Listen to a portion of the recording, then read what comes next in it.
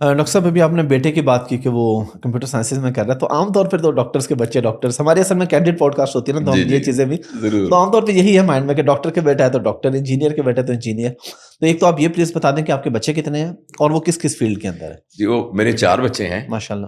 تو وہ جو پہلے 3 تھے نا وہ اسی ڈگر پر چل رہے تھے جو آپ نے بتائی ہے. ٹھیک ہے. اچھا وہ یہ ہے کہ ابا سے متاثر ہو کے اور ابا کی لیگیسی کو کنٹی، تو وہ میرے پہلے 3 بچے جو ہیں وہ ڈاکٹر ہیں ماشاء اللہ. اور 2 بچوں کے بعد جب میری تیسری بیٹی ہے تو اس وقت تک مجھے کچھ سمجھ آ گئی تھی، تو میں نے اسے بہت زور لگایا. میں نے کہا بیٹا تم اس فیلڈ میں مت جاؤ، تم سوشل سائنسز میں جاؤ. وہ سب بچوں سے انٹیلیجنٹ تھی زیادہ. میں نے کہا تم سوشل سائنسز میں جاؤ، ہمیں بہت ضرورت ہے فلاسفرس کی، ہسٹورینس کی، ہمیں انٹرنیشنل ریلیشنز کے لوگوں کی ضرورت ہے.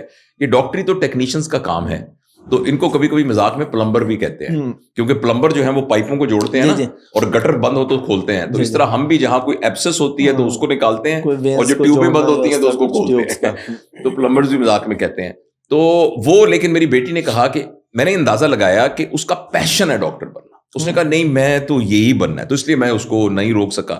لیکن جو چوتھا بیٹا تھا میرا، اس وقت تک اس کو اپنے باقی تینوں بہن بھائیوں کی سٹرگل دیکھ کر سمجھ میں آ گیا تھا، اور ابا کے بھی رات کے 2-2 بجے تک کام کرنے سے سمجھ میں آ گیا تھا کہ خیر میرا کام کا تو زیادہ پڑھنے لکھنے سے ہوتا تھا، تو پریکٹس کو تو میں نے ایک لمیٹڈ ہی رکھا ہے ہمیشہ سے. لیکن یہ ہے کہ میرا چونکہ پڑھنے لکھنے کا کام تھا اور باقی چیزیں، تو اس نے کہا کہ مجھے تو ایکچولی کمپیوٹر سائنسز میں جانا ہے. تو اس نے پھر پری انجینئرنگ کی اور وہ فاسٹ یونیورسٹی میں پڑھتا ہے. تو اس طرح سے تینوں، باقی جو تینوں بڑے ہیں وہ ڈاکٹر. اور آپ مطمئن ہیں اس سے کہ اچھی بات ہے؟ جی بہت اچھی بات ہے، اور میں اب بہت ہی اس بات کو دوستوں کو کہتا ہوں، کیونکہ کیریئر کاؤنسلنگ کے بارے میں بہت سارے سیشنز ہوتے ہیں. بس میں آپ کو مثال دیتا ہوں. میری بیٹی وہاں ڈبلن میں ہے، وہ ڈاکٹر ہے، بڑا اچھا کر رہی ہے. تو میں نے اس سے یہ پوچھا کہ بیٹا اتنا سا ملک ہے آئرلینڈ اور اتنا سا ملک ہے انگلینڈ پورا، اور اس ملک کے اندر ہر سال 6-6 مہینے بعد پلیب کے ٹیسٹ ہوتے ہیں، اور پوری دنیا سے لوگ آ کے وہاں ڈاکٹری کرتے ہیں.